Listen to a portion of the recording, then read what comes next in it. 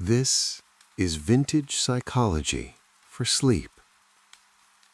A quiet place where nothing is asked of you and everything moves slowly. If you find comfort here, you're welcome to return another night. Some listeners choose to subscribe simply so these stories are waiting for them when the day has grown heavy again. And if this quiet place feels helpful, you may leave a gentle mark below, so others searching for rest may find their way here too. You don't need to listen closely. You don't need to remember a thing. If sleep arrives early, this story will continue without you. I'll speak softly for a while, then a story will unfold, and later the voice will soften even more. Tonight's story is about the vintage cure for anxious thinking. In those shadowed hours when the world has gone still, there is often one thing that refuses to sleep: the mind. Tonight, I want to tell you a quiet story. Not a warning, not a lesson, just a gentle account of how anxious thinking behaves when it believes no one is watching. If you are listening from a bed or a couch or a place where the body is already tired, you need not do anything at all. Just allow the room to hold you. The story. In the late 1930s, there lived a man named Arthur Bell. Arthur was not remarkable in any obvious way. He worked quietly in a municipal records office, a place where papers slept in drawers and clocks seemed to tick more slowly than elsewhere. During the day, Arthur appeared calm, attentive, even mild. But at night, especially after the lamps were dimmed, his thoughts became restless. They did not shout. They did not panic. They checked.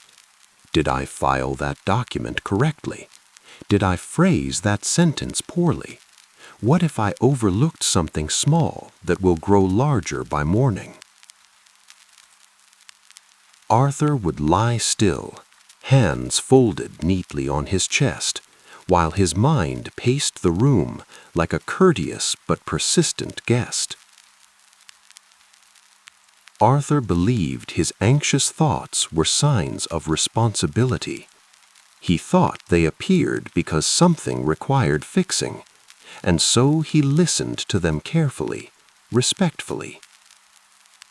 Each thought was given a chair, each concern a moment of consideration. But the more space he gave them, the more they arrived. What Arthur did not realize, what few people ever do, was that anxious thinking does not seek answers, it seeks attention. The quiet mechanism. One evening, after a particularly long day, Arthur noticed something unusual.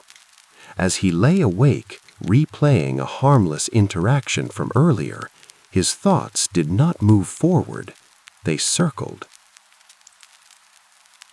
The same moment, the same tone of voice, the same imagined consequence, again and again. It was then that Arthur understood, not intellectually, but instinctively, that his thoughts were not warnings, they were echoes.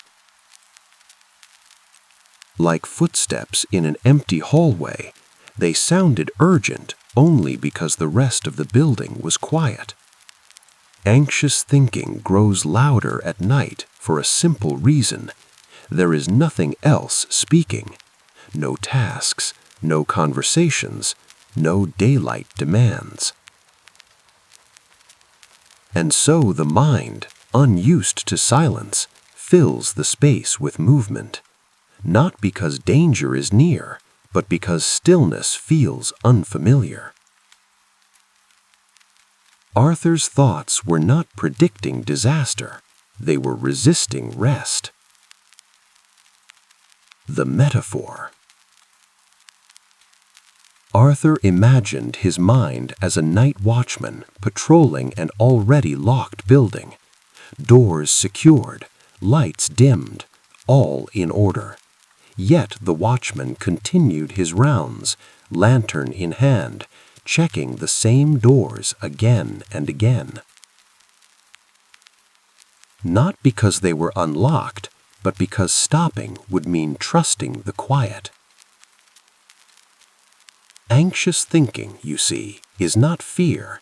It is vigilance that has forgotten how to stand down. The shift. One night, Arthur did something small. When a familiar worry appeared, he did not argue with it. He did not follow it. He simply let it pass, like a train heard from far away. No boarding, no destination, just motion, moving on its own. And something remarkable happened. The thought returned, but softer, less detailed, less convincing, as though it had arrived expecting an audience and found the lights already dimmed. The insight planted gently. Anxious thoughts believe they are needed to keep you safe, but safety at night comes not from watching, but from allowing the body to rest, allowing the mind to idle. Not every thought requires a response to be resolved. Some thoughts only need to be unnoticed long enough to fade. Deep relaxation bridge. As you listen now, notice the weight of your head against the pillow, the way the neck no longer needs to hold itself up. If a thought drifts through, a small worry, a memory, a question, let it move without stopping, like leaves on water, like clouds passing behind the moon. You do not need to follow them. With each breath out, the night watchman sets his lantern down, just for now. Fading the story. Arthur did not cure his anxious thinking. It simply learned that night was no longer its shift. The building was safe. The doors were closed. The quiet could be trusted. And as the hours passed, the thoughts that once paced the room found places to sit, then places to rest, then nothing at all. And so the mind, having nothing left to guard, began to sleep. Good night.